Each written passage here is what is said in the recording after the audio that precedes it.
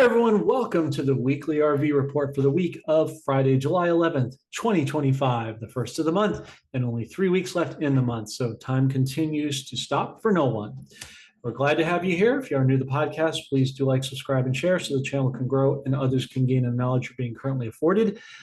As always, got a lot of exciting things to share. So strap in, get comfortable, and let's get started.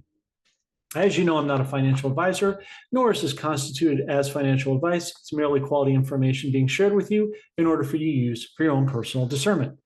Starting at the top, in the nation of Iraq, we're going to show you several articles to substantiate what we're discussing, and here is the first of many. President Trump has sent an official letter that you can see here to the Prime Minister Sadani of Iraq, who we now can confirm is corrupt. In the letter, as you can see, he states he's officially holding them accountable. This explains why Prime Minister Erdogan of Turkey is working to help remove the corrupt Iranian proxies within the green zone of Iraq. Additionally, the U.S. Treasury has made a decision to lift sanctions on the former Iraqi Minister of Trade, Professor Dr. Muhammad Mahdi Saleh al-Rawi. And here is the article on that the sanctions being removed. You're also going to see sanctions being removed here shortly with Iran at the grave surrender once the official peace deal is made between Israel and Iran. That is coming up shortly, according to Mr. Witkoff, sometime next week. Now, here is another article of several that we want to share with you.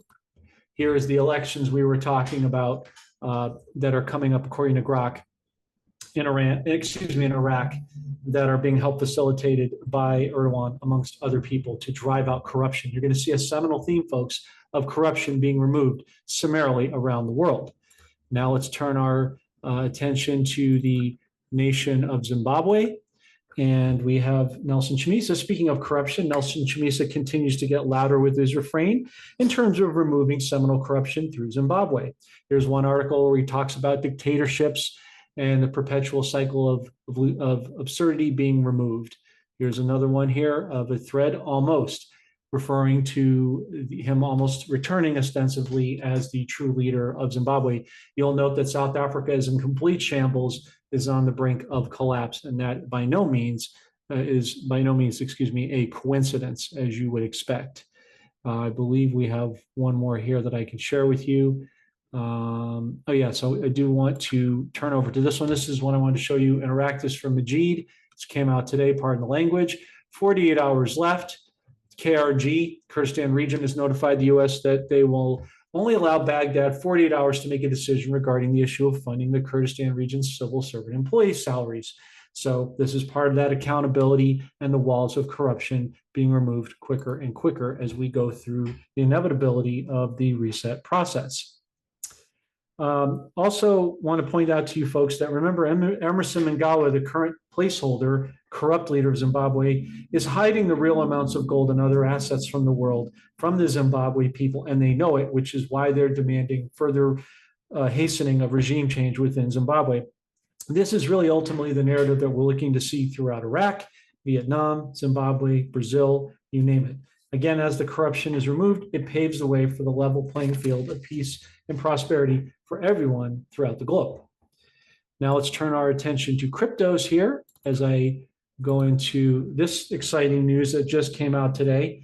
As we know, ISO 20022, the big key day of demarcation for crypto week we talked about, is Monday the 14th. We believe a lot is being timed after that event goes live on Monday.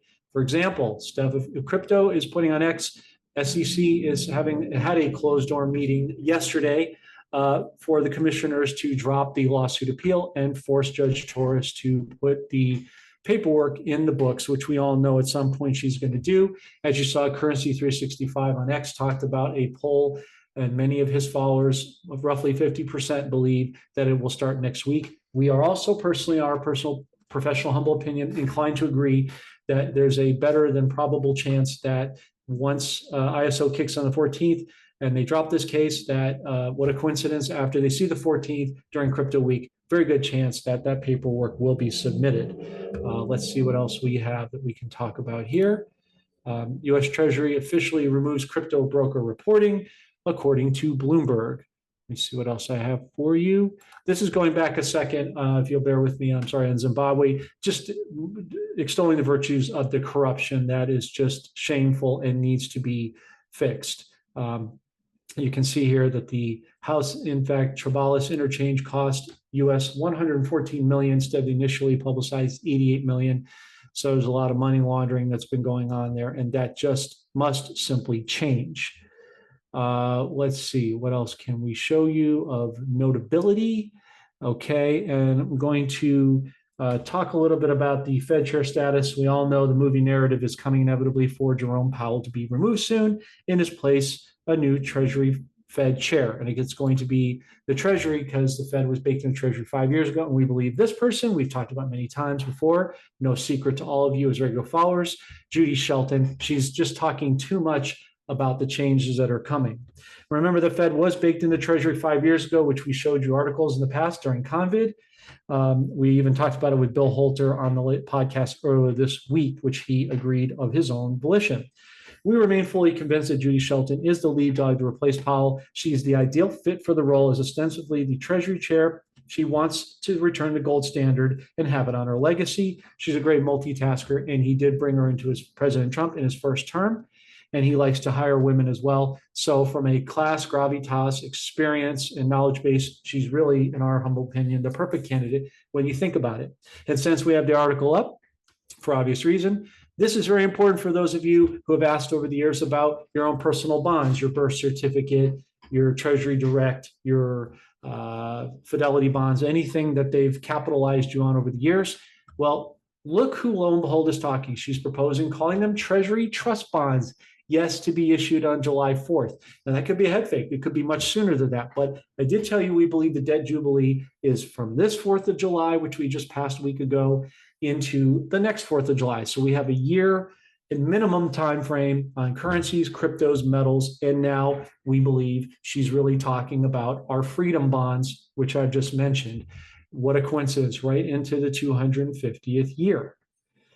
Here's another, exciting post that just came on thanks to Watcher Guru. We put on our Telegram channel. Congressman Marjorie Taylor Greene, we all know and love, introduces a bill optically to eliminate federal capital gains tax. We told you as part of Nassar Jassara, as part of the reset, there can be no taxes on income.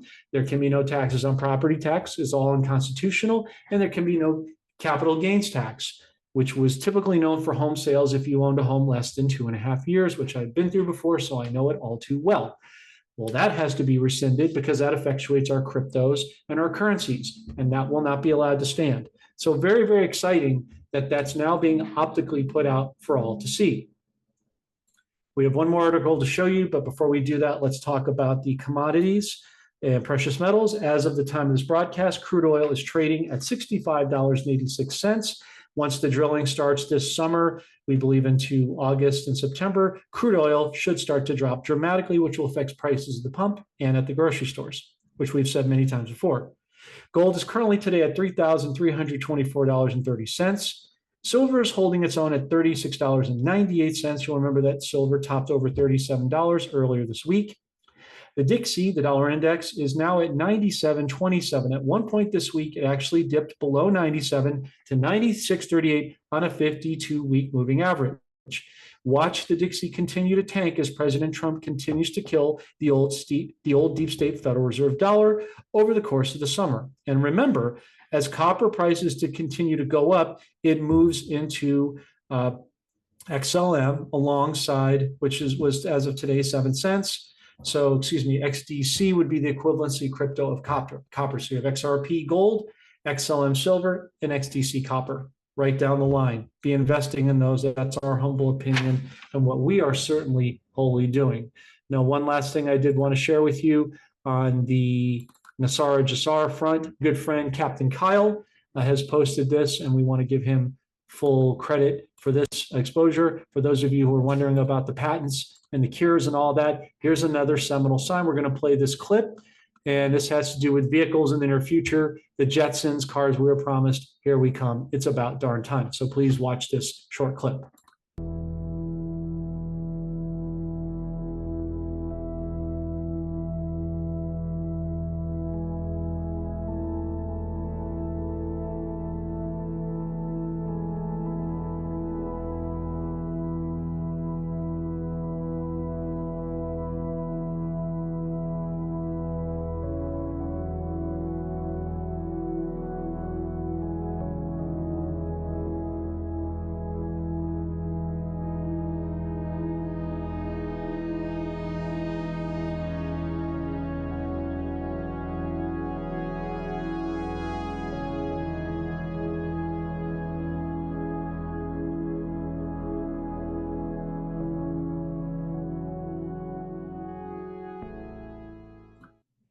Very interesting indeed. You'll also notice towards the end some of the prototype designs for the flying cars. Some of them look an awful lot like med beds. Don't think that's a coincidence either. So that wraps up this week's weekly RV report. As always, anything breaking, particularly with XRP or the Fed share inevitability of Powell's removal, comes up, we will get it to you as soon as possible in a timely manner. Thanks for watching. God bless. Take care. Goodbye for now.